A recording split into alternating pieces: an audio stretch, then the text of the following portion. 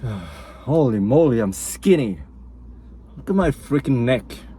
I've shrunken down 2 sizes already on this, I guess you can call it a mini cut. So my starting weight was 83 kilogram, and now this morning I woke up and I'm 75.9 kilogram. So I've lost a tremendous amount of muscle, a little bit of fat, and a whole lot more of water weight. So now I'm a lean, mean machine. And I feel like the lack of mass on me is starting to affect my strength, my performance in the gym a little bit. Although it's easier to move my body around, moving my body through space is so much easier. I can swim much more effortlessly. And I have no doubt that my cardio performance would have improved just simply by losing weight. It's easier to move your body around, it's more agile. But when it comes to moving mass, boy, this lack of mass on my frame is starting to affect me a little bit. Still, I think this morning, my gym session, I think it was like the most amount of weight I can move for as many reps as possible. And I'm talking about the deadlift specifically because I've never done 172.5 kilogram before for 4 sets of 4. So that's a personal record for volume, sheer amount of weight per reps. Moving with this body weight. The last time that I was 75.9 kilogram, I didn't move this much weight. So I think my strength has improved to a certain degree, but it is, I don't know, I feel the effect of the weight on my body. Like I don't feel as strong as before when I was a little bit huskier during the winter months. When I was 82, 85 kilogram, I don't think this weight would have fazed me. I would have been able to move this weight much more easily. Although granted, back then I was not focusing on the deadlift or the squat. I was bench pressing every day, and maybe that was my mistake. Maybe I need to be more holistic in my training, and I need to take more rest days to recover from, lifting heavy. But I don't know why I chose to do the bench press every day, thinking that it would help me in some way. You live and you learn, right? There's no right or wrong way to do it. To be honest, I think if I hadn't gone down the path of bench pressing very frequently, I would not have realized these things, that I need time to recover given my body, my family history and my diet and whatever. Like everybody is different. We're all individuals here. By the way, I paid my parking fine, so Tasmanian government, we are now even. Okay, I still pay my taxes, we're now even. And I'm giving back to the community as well. I'm going to work this afternoon. I'm gonna try my best to park within the lines, to not go over the border. I'm still obeying the road rules. I'm not denying that I'm a part of this society. I'm a law-abiding citizen. I value the law. I think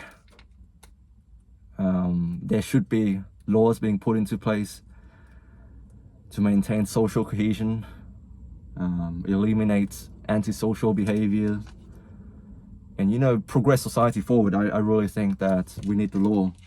Otherwise, everything would implode. We are not perfect creatures.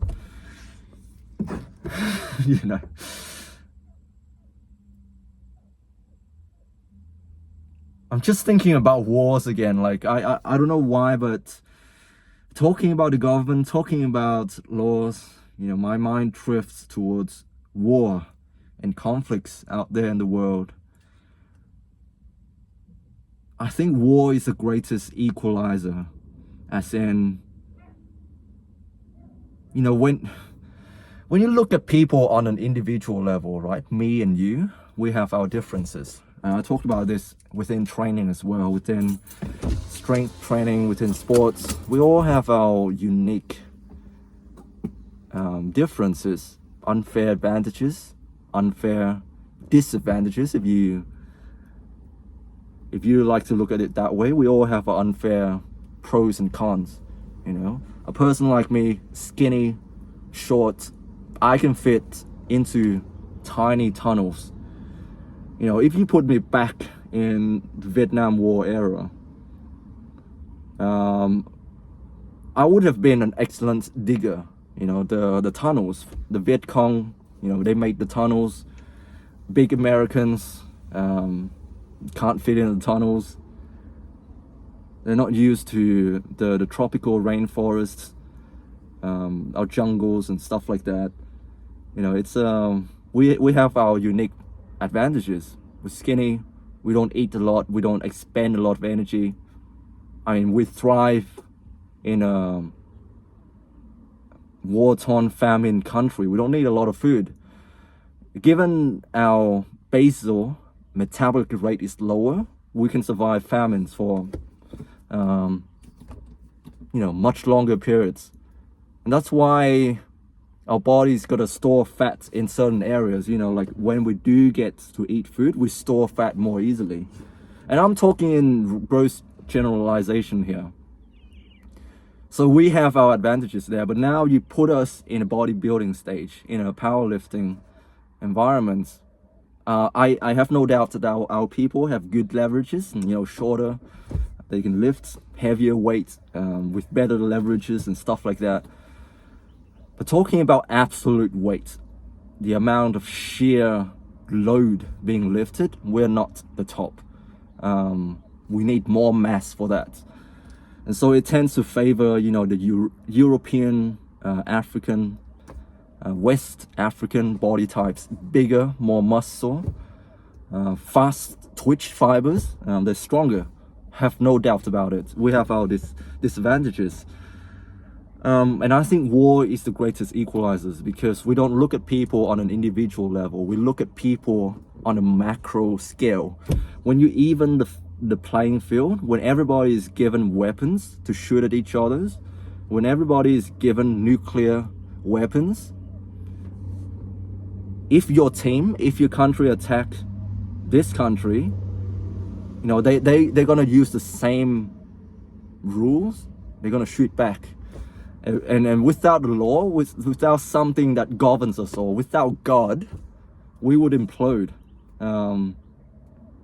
If your country shoot my country, if your country drop a nuclear bomb on my country, we're gonna play by the same rules. We're gonna drop the nuclear bomb. I'm not talking about my country, Vietnam. We don't have nuclear weapons to the extent that the US and the Russia and China have it. You know, but I'm talking, you know, like if we want to level the playing field, we don't look at the individual level. We lose that. And it's the people at the top that is, all right, enough. I'm not going to talk about politics anymore. I feel like it's not my scope. What I'm trying to get at here is that without law, without something that governs us all, we're going to shoot at each other, and we're going to doom mankind. We're going to, you know, destroy ourselves. So when people are being racist to me, when people like to grossly overgeneralize things, and they say this particular group of people, they're bad or something like that, I look at the individual level. I have friends who are within these groups, and they're good people, you know.